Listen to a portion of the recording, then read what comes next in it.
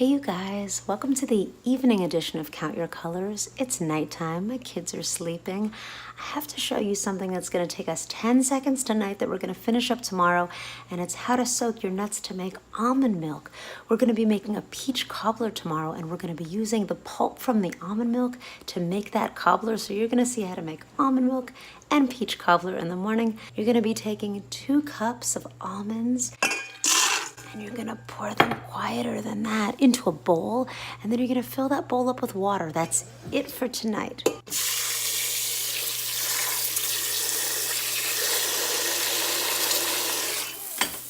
Show's over. We'll see you in the morning.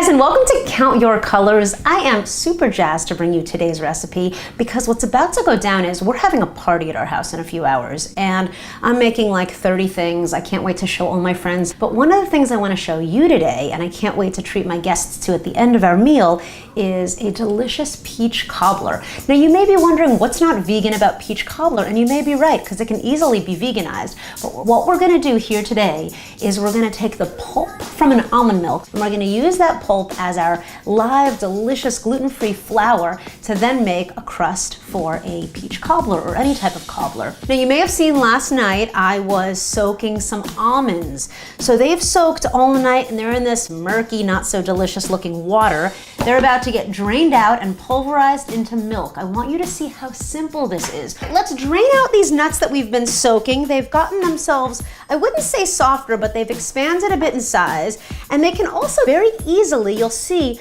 that their skins can come off. So these nuts that have been soaking are now going to get drained out and rinsed off. This is 2 cups of almonds. The general rule of thumb is you're going to be mixing up 3 cups of water for every 1 cup of nuts. So we're going to put 6 cups of water into our Vitamix blender. All right, I'm going to put our 2 cups of soaked nuts into this. I like to throw in about 3 pitted dates. 1, 2, 3. And now just a quick, tiny, not even a pinch of salt. On the maximum speed for 1 full minute.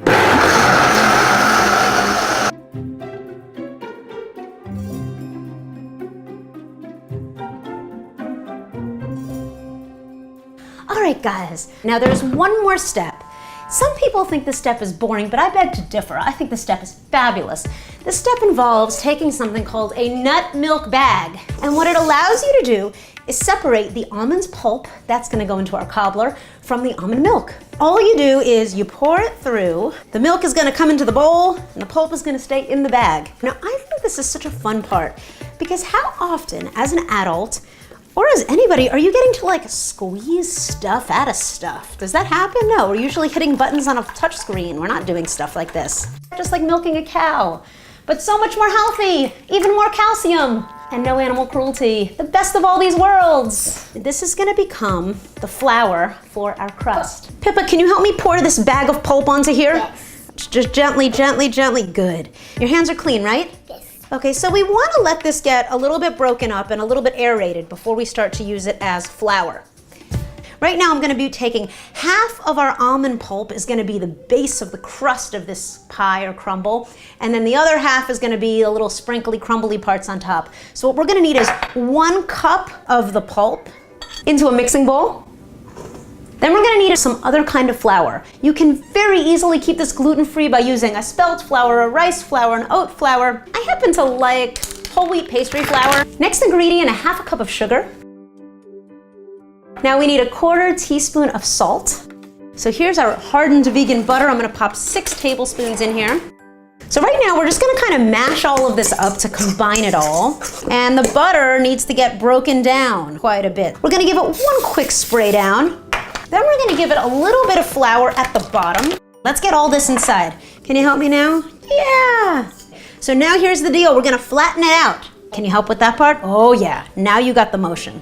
Now that it's all flattened out, last thing, I want you to do a few little fork stabs. The reason for this is it creates some air pockets so it's not gonna bubble up and cook.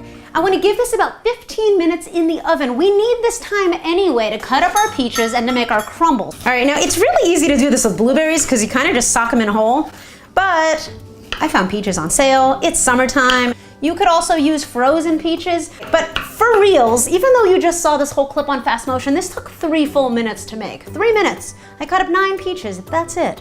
But now, we need to sweeten these guys up a little bit, and we still need to make our crumble, but all of this is gonna happen while our crust is doing its baking, so everything is happening very efficiently. We're getting all of our peaches into this bowl. We're gonna do 1 cup of sugar, half a cup of flour into the peach mixture, half a teaspoon of salt, 1 teaspoon of cinnamon.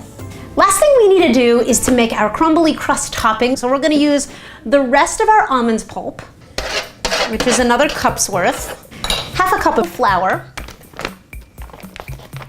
half a cup of sugar, some lemon zest, as much as you can handle, half a teaspoon of salt, and then a 1/4 cup of cold hard butter. That's gonna be our crumble. Again, feel free to use a blender, a food processor to combine this in like 12 seconds. We're gonna just do it by hands. I don't need to dirty any more bowls. All right, oh baby, yep. Brown around the edges is just how you want it. Knock it on in, knock it all in. Go girl, get it everywhere. Get it everywhere. It's so delicious. Can you tell it's gonna be delicious? I can eat it right now. You think you could eat it now, right? The crumble is just gonna go loosely on everywhere. This is what's so nice about this. And we're gonna throw this baby in the oven. So here's the deal. We're gonna cook this at the 375 it's been at for about 35, 40 minutes. And then for the last 5, 7 minutes, we're gonna pop it up to 425 degrees to brown the crust. We will see that baby in around 30, 40 minutes. Oh, baby. So now, oh my God, I'm so excited. It smells incredible in this entire house. Oh my goodness, it's bubbling. Oh yeah. It looks like cake when you do that. It looks like cake. Does it look like a really good pie? Set? Yeah.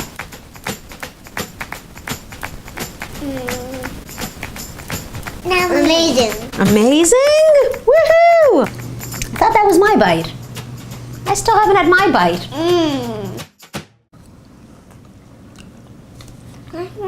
It's dreamy. It's buttery and crispy and soft and sweet everywhere. Mama, can you blow It's it? not too sweet, which I Blow love. it. So here we have the milk. You can take some sips of your milk. You can eat your peach cobbler. We're gonna feed literally 15, 20 people with this today. Peach cobbler to the max. It's vegan. We're using recycled ingredients, our almond pulp. We're also making almond milk. And just so you know, this almond milk can turn into butter, can turn into mayonnaise, can turn into cheeses, and we're gonna do a dairy class very soon. We're talking about how to do all of these delicious dairy staples in one quick kind of course video. In the meantime, make your cobblers, make them delicious, and I hope you guys love it and try them real soon. Let us know if you do, and we'll see you back next week. Thank you for tuning in.